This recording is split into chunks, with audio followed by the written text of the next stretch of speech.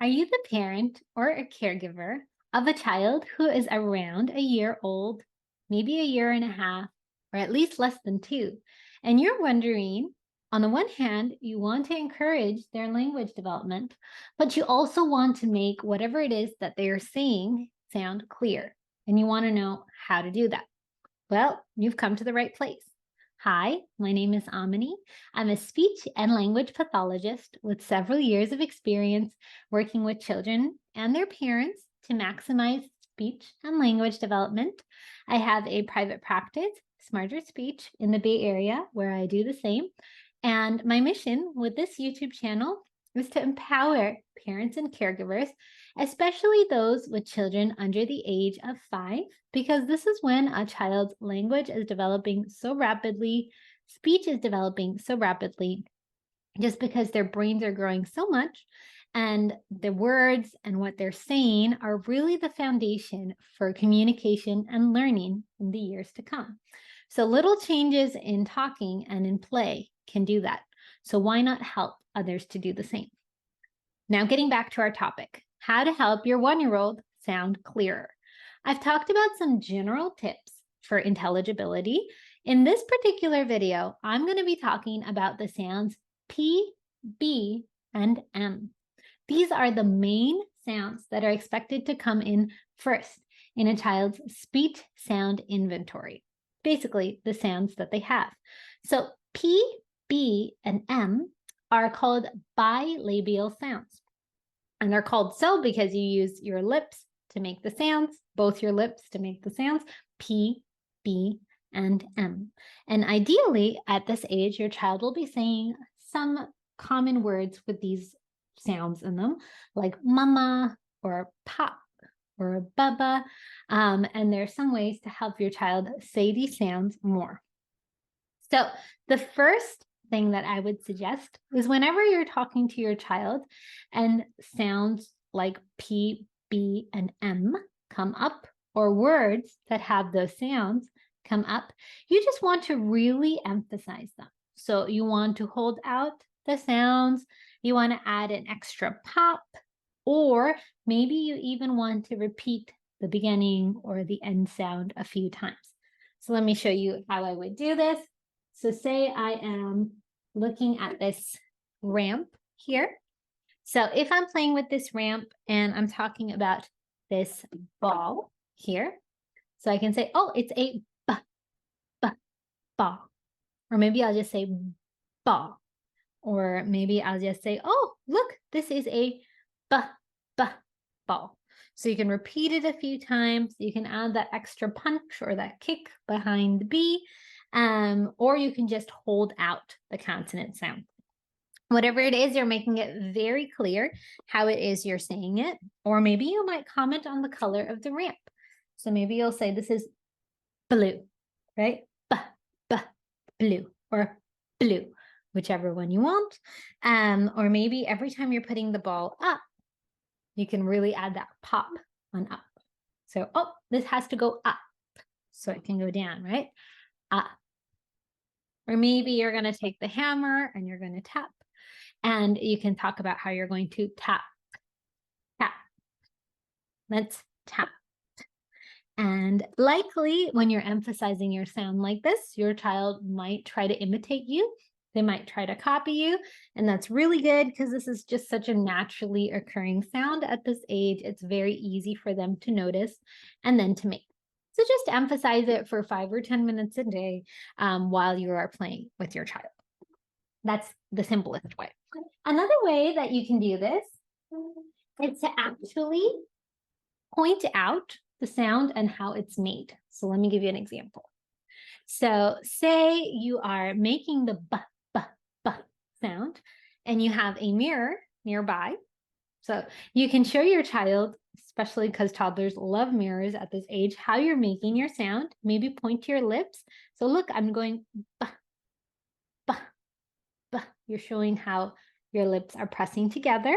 So you can either show this on your child's lips as well. So you can just say like this, see, we go b, if your child allows. If not, you can always show it on a doll. So say you've got a baby, which by the way is a great b sound, you can show it on the baby's lips. So you can say, see, baby saying "ba," "ba" here, "ba," "ba." And you can see if your child will imitate what it is that you're doing. Speaking of "b" sounds, if you are working with a baby, you can talk about baby. You can point out the baby's outfit is pink or pink. Maybe baby wants milk or milk.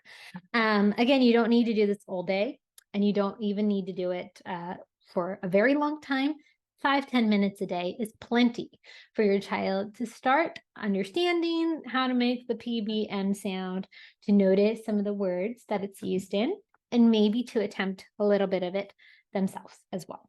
So you can also talk about mama, by the way, if you're looking for some more P, B, and M when working with the baby. But again, the most important thing is being able to see how the lips are moving. My last tip for working for P, B, and M is actually to work on bubbles. So when you're working with bubbles, first of all, bubble and pop are great words to emphasize that P and B. You can talk about how the bubbles are mine or my turn or mommy's turn. And then the great thing about bubbles is they require a little bit of strength in the lips so that a child can blow the bubble. So they're going to be noticing your lips anyway, like that. You can talk about P, B, and M. Maybe you're going to blow the bubble, or maybe you're going to make a big bubble. And at this time, your child will really be looking at your mouth because you have the wand nearby. You can also have your child attempt to blow a bubble. It is okay if they can't. A lot of little ones that I work with, especially under 2, might not yet know how to blow a bubble. That's okay. But you do want just that awareness of how the lips move and them noticing how it is that you are making those bubbles. So you can pop. You can try to have your child kiss the bubble. Maybe they're going to try to move their lips up to kiss the bubble. That's also a great exercise. If you notice that your child isn't able to move their lips too much, maybe you're noticing that they're kind of doing this groping movement, but nothing's really happening, that is something that you want to mention to a pediatrician or to a speech therapist, just to check that there's everything else looks good for the foundations of speech, because there are a few conditions where the lips, even if your child wants them to move, they can't quite get them to move.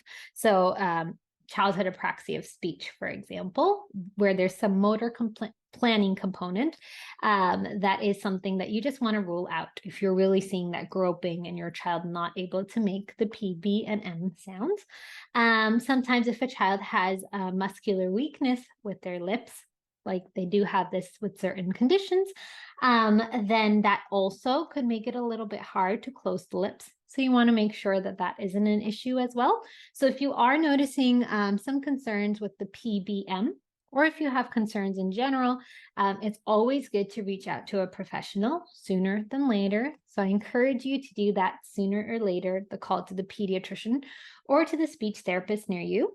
But in the meantime, you can try these 3 fun tips. So again, you can try holding out and emphasizing PBM as it occurs in 10 or 15 minutes of play. You can try the touch cue or showing your child with the lips how they're supposed to move. You can also try bubbles. And if you're still concerned, make that phone call. If you're looking for more resources on toddler speech development or speech sound development, you can check out some of the links in the description box below. You'll find a link to our mailing list, which is monthly tips on how to help your toddler with speech. And then there's also a link to our ebook on speech sound development from 0 to 4, a link to our parent education course on speech sound development. And finally, some of the materials that I've used here are also linked in the description box below if you want to check that out. I hope you enjoyed this video. If you did, please do subscribe to get more tips, and happy talking.